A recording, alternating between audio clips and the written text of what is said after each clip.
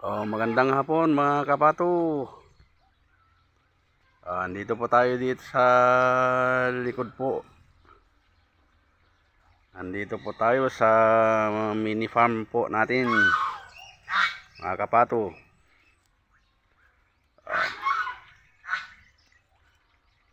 Yan po yung mga breeder natin. Ano po yan? 30 po lahat yan. 30,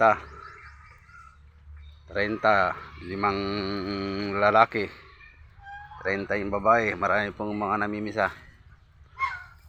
Mga kapato, andito na po tayo ngayon. Konti na lang mga kapato yung mga ano natin pwedeng katayin. Kasi kahapon nagkatay na naman po tayo dahil schedule po natin. At saka ngayon nagkatay na naman po tayo. 5 yung kinatay natin. Yung nandito po, yun yung ginawa po natin ngayon. Lumaki po. Inilipat po natin yung nandito. Ayan na po. Tapos may ginawa po tayong malaking lalagyan ng mga sisiw. Kasi marami pong nagsabay-sabay. Kagaya ngayon. Yan po. 3 inahin po yan. 43. Ay, 43. 53 kako. 53. Yan po yung bagong halwa natin ng mga sisiw. Wala pong problema kahit marami po pato natin, madali namang nauubos dahil kada schedule po natin pagkakatay Huwebes, Biyernes, Sabado, sa Linggo. Kung minsan hindi tayo nagkakatay ng Linggo kasi marami po tayong gawain na iba. Yan na lang po mga nagtitira. Kunti na lang yung mga lalaki. Yun yung halwa natin. Yung bakante, 2. Yung isa, yung salas, may laman po yun.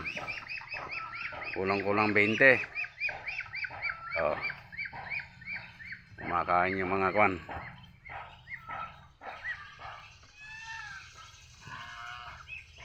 Kumakain yung mga sisyo natin.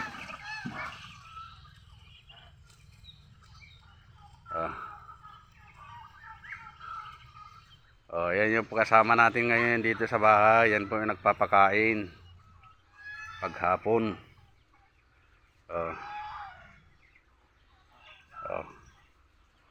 Konti na lang yung pwedeng katayin. Konti na lang yung malalaki. Yung dating marami, wala na naman. Konti na naman. Yan yung PCC po natin. Yan yung po bagong kwan natin. Malaki.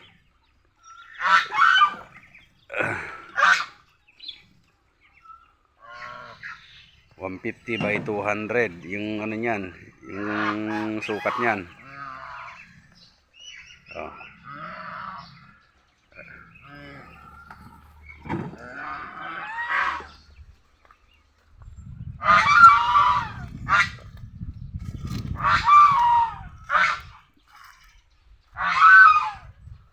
Dito na po yung ano natin, yung mestizo picking natin. Malalaki na sila.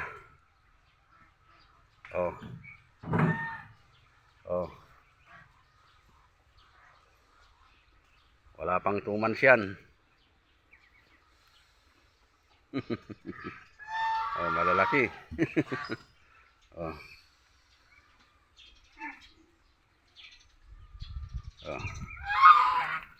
Dito po yung ano natin. Yan yun po yung mga pagkain ng kon natin. Pato natin. Dito naka-stock. Oh. Dito po nakalagay. Hindi na dun sa dati, dun sa kwan. Sa may kusina natin sa likod. Sa likod. Ayun, nandito na lahat. Hindi na pwedeng magbuhat-buhat.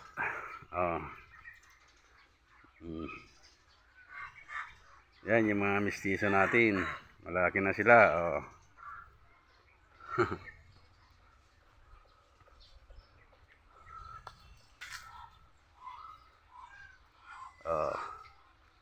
Ayan po yung Peking natin. Dalawang lalaki. Doon po yung isa.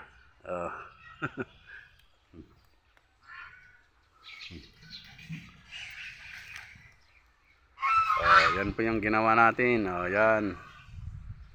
Yung dating maliit na ganyan, yung bahay nila, pinalaki po natin. Tapos ilagyan po natin ng mga lalagyan ng mga pagkain nila, yung mga darak. Yan na po, naka-stack lahat yan. Yung mga dati pong marami, wala na, konti na naman dahil kada ano po, Huwebes, Biyernes, Sabado at saka Linggo ay nagkakatay po tayo.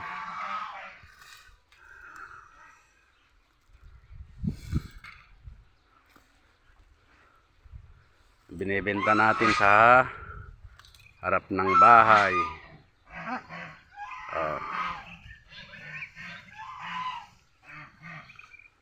Ayan, nagpapakain yung kasama natin.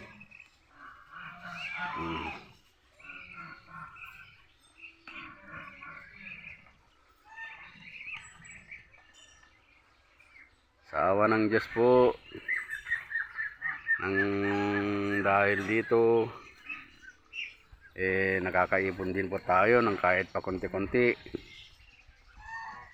May pambili po ng bigas,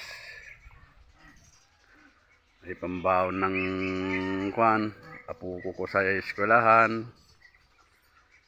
Yung iba pambili ng ulam.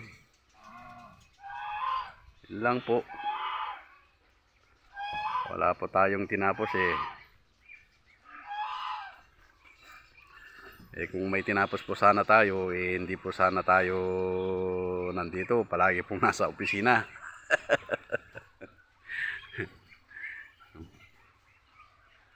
Kaya nagtsatsaga na lang po tayo ng ganito.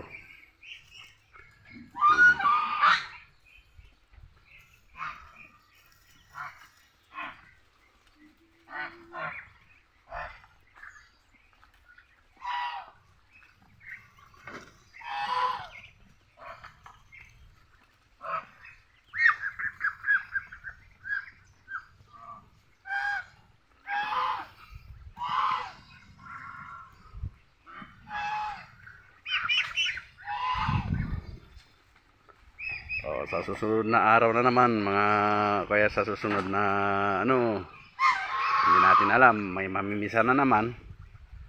Malalagyan na naman yan, yung bakante na yan. Saka yan, dalawa. Kasi may 8 pa tayo, 8. 1, 2, 3, 4, 5, 6 na lang pala.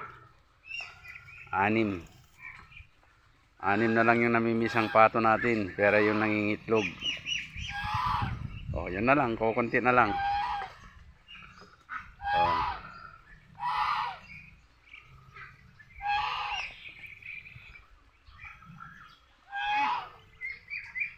Kulang na kulang yung mga breeder natin talaga. Para tuloy-tuloy po ang katay sana natin, dapat yung 30 na kwan na inahin po natin ay kulang, dapat sana 50 para tuloy-tuloy ang itlog, tuloy-tuloy ang namimisa, tuloy-tuloy din po ang pagkatay natin para may tinda tayong pulutan pato. Ganun po ang ginagawa po natin sa mga pato natin.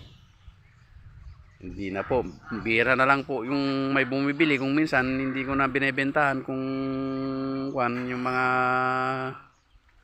pa isa-isa ganun. Kung may bibili ng dalawa, tatlo, golpe, yan lang po ang binebentahan ko.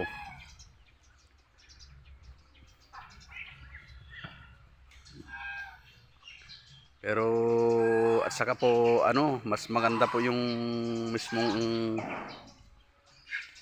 tayo na magkakatay at tapos bebenta natin ng pulutan pa to, mas malaki pong pagbebentahan natin. Kaya po yung mga bumibili kung minsan parang nahiya din akong hindi magbenta, kaya binibentahan ko na rin kung minsan kung may bibili.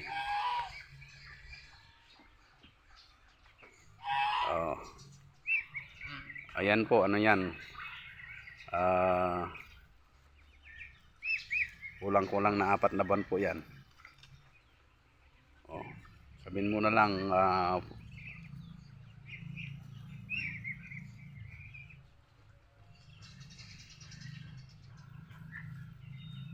months kamo lang yan kasi lang yan, siguro after 1 week or kaya 10 days gano'n na lang mag 4 months na yan.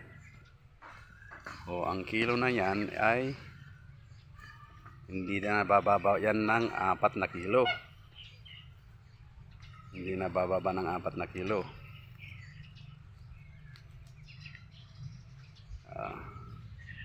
Yan po yung gansa natin. Wala, tatatlo na lang. Nandun yung isa, namimisa. Yung mga pabo po natin, nakatay na natin lahat, naibenta na.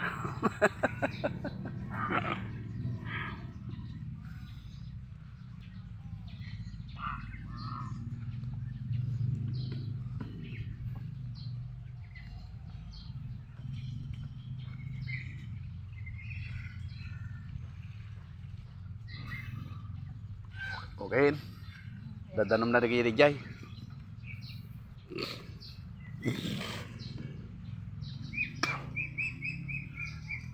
Hanggang dito na lang mga kapato. Ayan po yung sinasabi ko noon nung isang araw.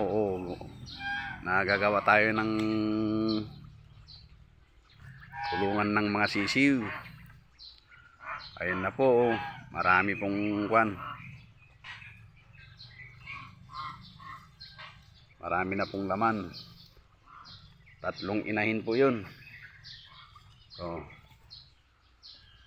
At saka yung bahay po nila. Itinaas po natin dahil mababa po noon. Itinaas na natin para hindi na masyadong mainit.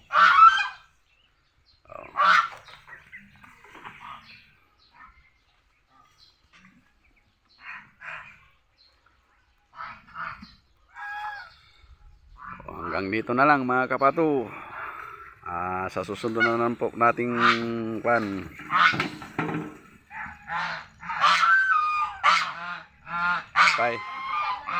Nagpisa. Bayam. Bayam la tata agkwalata kuana pa lang.